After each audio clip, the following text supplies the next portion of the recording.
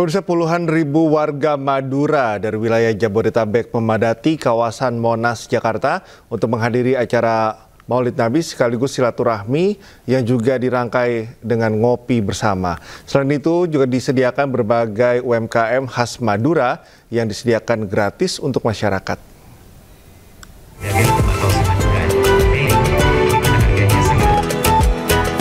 Tokoh Madura, Haji Hairul Umam, yang akrab disapa Haji Her, menggelar kegiatan silaturahmi dan ngopi bareng warga Madura yang tinggal di wilayah Jabodetabek. Acara yang berlangsung di kawasan Monas, Gambir, Jakarta Pusat Minggu malam dihadiri ribuan warga Madura. Warga Madura yang tinggal dan bekerja di Jabodetabek berkumpul untuk mempererat kebersamaan melalui kegiatan silaturahmi dan ngopi bareng. Dalam acara ini turut hadir para habib, tokoh masyarakat Madura, ribuan pedagang keliling atau starling, dan ratusan UMKM khas Madura yang disediakan secara gratis untuk para pengunjung. Ya, saya berharap masyarakat Madura yang ada di Jakarta ini kan cukup banyak ya. Alhamdulillah barusan yang hadir berapa ya? Iya, mungkin 100 ribuan ada ya, ratusan ribu. Alhamdulillah. Saya berharap mereka semua dan kita semua bisa kompak dan Madura hadir untuk bangsa. Dengan diadakannya kegiatan ini diharapkan silaturahmi antar warga Madura dan tokoh-tokoh Madura di perantauan dapat terus terjaga dan dilestarikan. Dari Jakarta, Indra Setiabudi, Yudi Richard, iNews melaporkan. Kalimantan Timur meraih juara umum dalam seleksi Tilawatil Quran dan Musabaqah Al-Hadis atau STQH nasional yang digelar di Kota Kendari, Sulawesi Tenggara. Malam hari ini kita akan mengundang untuk hadir ke atas panggung. Seleksi Tilawatil Quran dan Musabaqah Al-Hadis resmi ditutup di alun-alun XMTQ Kendari, Sulawesi Tenggara. Dalam STQH nasional ke-28 ini, Kalimantan Timur meraih juara umum dan memboyong Piala Presiden. Sedangkan posisi kedua serta ketiga direbut Jakarta dan Sumatera Selatan. Sementara tuan rumah Provinsi Sulawesi Tenggara menempati urutan ke-9. Event yang digelar di Kota Kendari ini diikuti 1.027 peserta dari seluruh Indonesia. Nah, tentu kami berharap salah satu cara kami untuk syiar Islam itu melalui STQH seperti ini.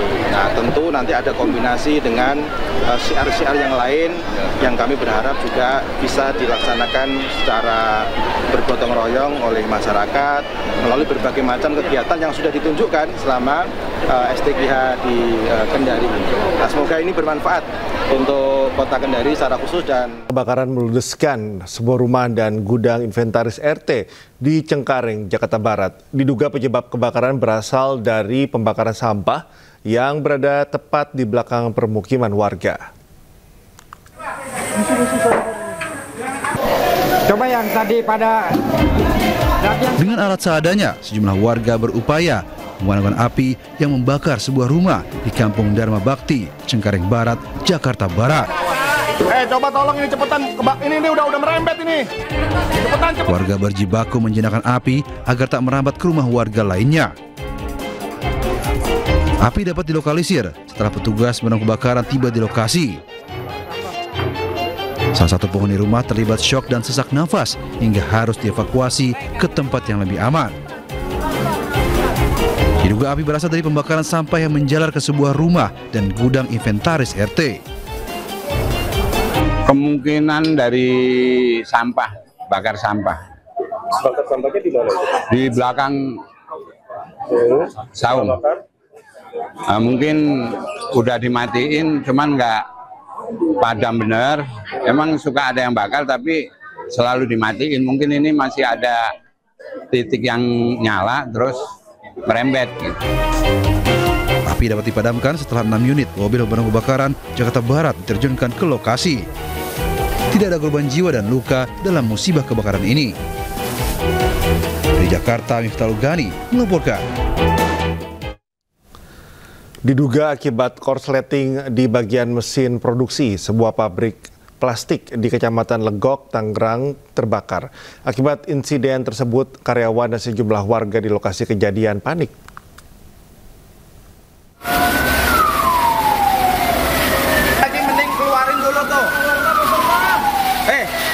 Api terus berkobar, membakar isi pabrik plastik di Kecamatan Legok, Tangerang, Banten. Banyaknya biji plastik di dalam bangunan membuat api dengan cepat membesar dan meludeskan hampir seluruh bangunan. Besarnya kobaran api serta tiupan angin membuat api merambat ke permukiman dan nyaris membakar satu rumah warga. Dugaan sementara, api berasal dari konsleting listrik di bagian mesin. Untuk dugaan sementara itu dari konsleting mesin, ya dari mesin bisa overhead, ada yang kabel yang sudah tua, ya itu bisa saja terjadi. Tidak ada korban jiwa dalam insiden ini, dan untuk memadamkan api, 7 unit mobil dinas pemadam kebakaran dikerahkan ke lokasi. Dari Kabupaten Tangerang, Banten, Aimarani, iNews melaporkan. Tanah longsor yang memutus akses jalan antara Kabupaten Semarang dengan Kabupaten Demak, Jawa Tengah semakin memprihatinkan. Bahkan kini area longsoran semakin melebar dengan kedalaman mencapai 60 meter.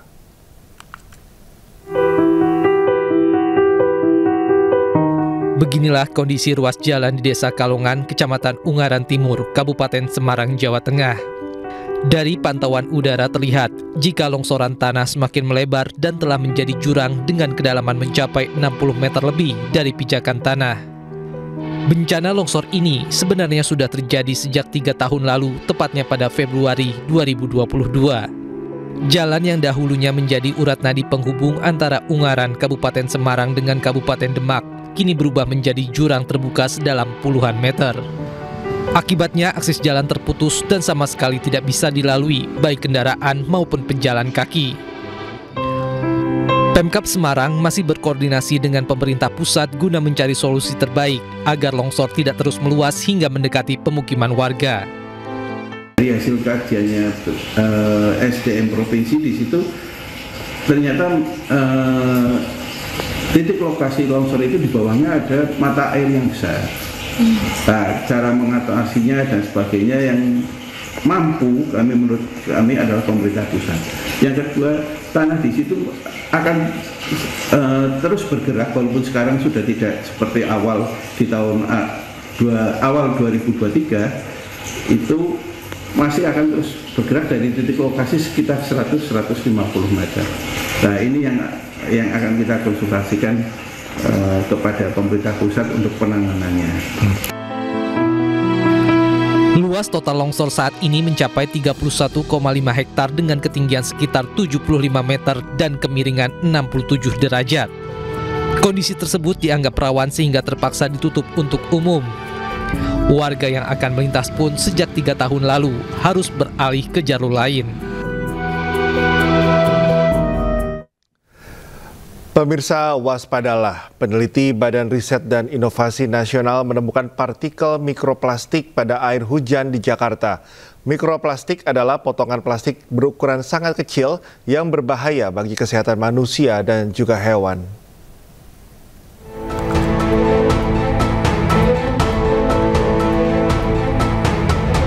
Polusi plastik kini tidak hanya mencemari tanah dan laut, namun sudah mencapai udara. Peneliti Badan Riset dan Inovasi Nasional menemukan partikel mikroplastik pada sampel air hujan di Jakarta. Mikroplastik ini terbentuk dari limbah plastik yang melayang di udara akibat aktivitas manusia. Lalu, apa itu mikroplastik? Mikroplastik adalah potongan plastik berukuran sangat kecil, yakni kurang dari 5 mm yang dapat mencemari lingkungan.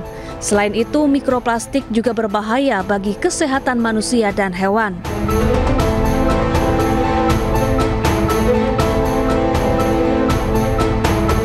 Menurut peneliti BRIN Muhammad Reza Cordova, mikroplastik berasal dari serat sintetis pakaian, debu, asap kendaraan, ban, dan sisa pembakaran sampah plastik.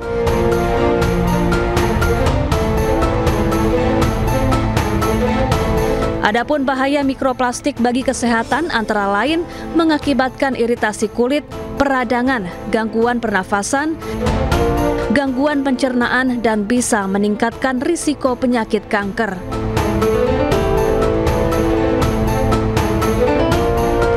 Cemaran mikroplastik dapat diatasi dengan rutin melakukan pemantauan kualitas udara, mengurangi penggunaan plastik, membiasakan proses daur ulang, dan menerapkan sistem filtrasi pada mesin cuci untuk menahan pelepasan serat sintetis. Tim Liputan iNews melaporkan.